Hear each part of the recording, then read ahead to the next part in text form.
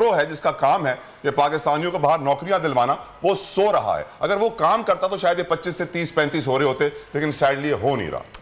افسوس کی بات یہی ہے. خیر آگے بڑھیں گے اور بات کرتے ہیں.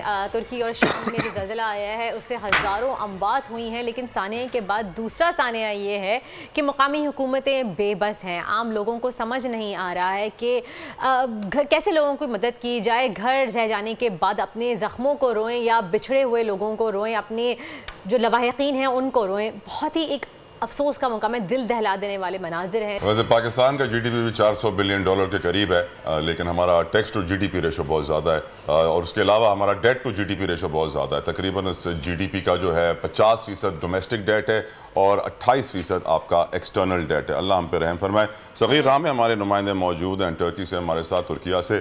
صغیر بتائیے لیٹسٹ اپڈیٹس کیا ہیں، آپ کا تعاطی انفارمیشن کیا ہے؟ اچھا، اور مفتی زبیر صاحب بھی ہمارے ساتھ موجود ہیں. دونوں کو ہم خوش آمدید کہتے ہیں. جی صغیر بتائیے. جی بہت ہی انفارچونیٹ واقعات یہاں دیکھنے میں آ رہے ہیں.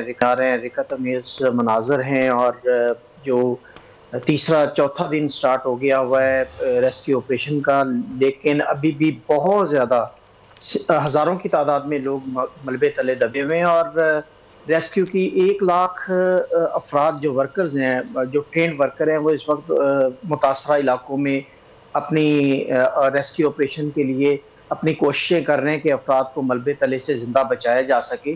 اور اس وقت افات کی جو تازہ ترین صورتحال ہے ہلاکتوں کے حوالے سے، وہ ترکی میں جو زلزلے سے ہلاک شدگان کی تعداد جو ہے وہ 13,395 ہے، اور شام میں جو ہلاکتوں کی تعداد وہ 3,030 ہے.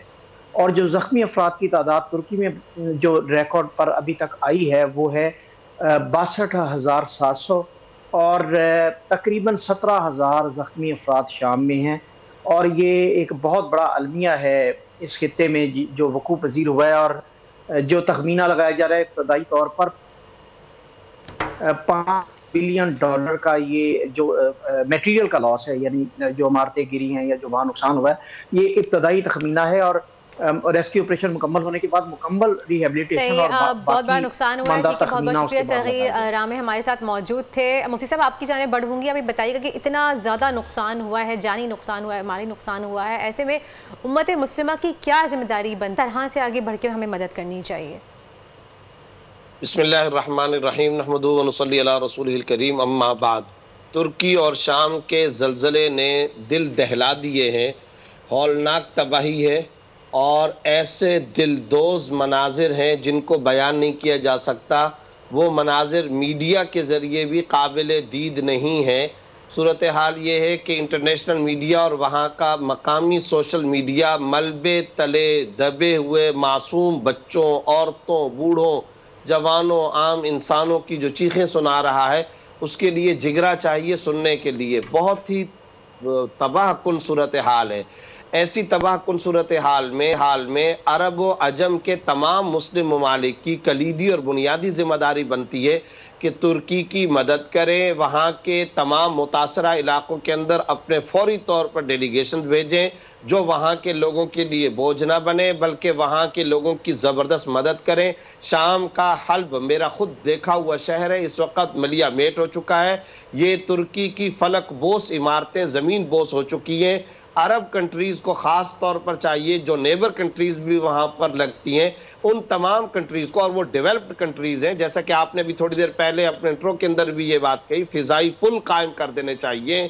وہاں پر ریڈ کراس کے، ہلال احمر کے اور اقوام متحدہ کے، OIC کے، عرب لیگ کے نمائندے پہنچنے چاہیے، ورکر پہنچنے چاہیے. پاکستان کی جہاں ہم بات کرتے ہیں، ٹھیک ہے، یہاں سے الحمدللہ پاک آرمی کا دستہ گیا، وزیر اعظم کا فنڈ قائم ہو چکا ہے، مگر یہاں کی رفاہی فلاحی تنظیموں کو بھی آگے بڑھنا چاہیے. اور ایک بات میں یہاں ضرور یاد کروانا چاہتا ہوں، جب بھی ترکی پر مسئلہ آیا تو مسلمانان ہند کی یہ تاریخ رہی ہے، شیخ الہند رحمۃ اللہ علیہ وغیرہ کے زمانے سے لے کر کے، کہ مسلمانان ہند نے ترکیہ کی بھرپور آگے بڑھ کر کے مدد کی ہے.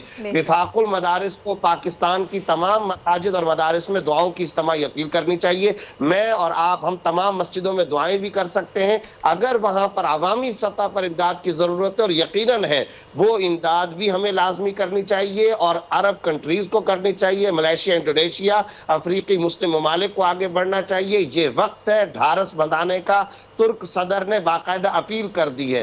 میں یہ سمجھتا ہوں کہ اس وقت امت کو اپنے اخوت اسلامیہ کا, ایثار کا, بہادری کا اور آگے بڑھ کر مدد و نصرت کا توانا جذبہ اس وقت ترکی کو دکھانے کی ضرورت ہے. ملبے تلے افراد کو ریسکیو پہلے نمبر پہ کیا جائے, جو وہاں پر خیموں کے اندر آئے یا جو جس طرح سے آ کر کے یہاں پر لوگوں کے محلوں اور علاقوں کے اندر. مفتی صاحب حقیقت, مفتی صاحب معذرت, سو سوری آپ کو انٹرپٹ کر رہا ہوں, لیکن امت مسلمہ تو پہلے ہی تتر بتر ہے. امت مسلمہ تو پہلے ہی مشکلات میں گھری ہوئی ہے. امت مسلمہ کیسے آئے گی آگے؟ یونٹی کہاں ہے ہمارے اندر؟ ہمارا ایکا کہاں ہے ہمارے اندر؟ ہم تو بہت سارے حصوں میں بٹ چکے ہیں مفتی صاحب.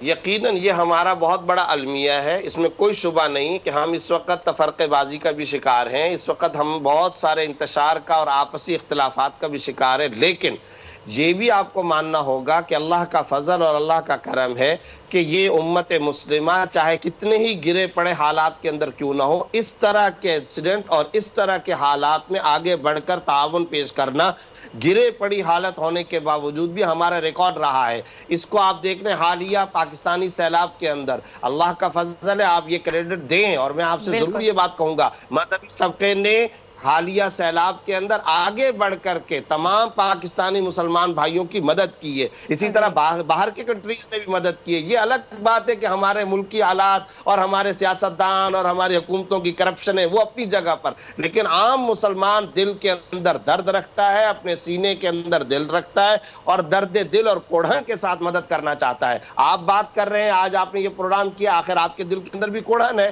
غم ہے, فکر ہے, میرے دل کے اندر بھی کوڑھن ہے, چبھن ہے. اسی طرح پوری امت مسلمہ کے دل دہلے ہوئے ہیں, وہ انتہائی پریشانی کے عالم میں. اور اس امت مسلمہ میں اصحاب خیر مخیر حضرات کروڑوں کی تعداد کے اندر موجود ہیں. وہ مخیر حضرات بھی سامنے آئے. اور عرب کنٹریز کو میں اس وقت کوئی اور اختلافی بات نہیں, میں یہ کہنا چاہتا ہوں آپ کا ماضی سخاوت کا رہا ہے. عرب ممالک کی سخاوتیں مشہور ہوتی ہیں, لہذا عرب مسلمان پیارے برادران اسلام کو آگے آنا چاہیے. انڈونیشیا, افریقی ممالک, مسلم ممالک, ملیشیا, ان تمام کنٹریز کو سامنے آنا چاہیے اور ان ترک اور شامی بھائیوں کی بھرپور مدد کرنی چاہیے. یہ خدا کی قسم امت مسلمہ کی اس وقت کی سب سے بڑی کلیدی بنیادی ذمہ داری اور فریضہ شرعی ہے.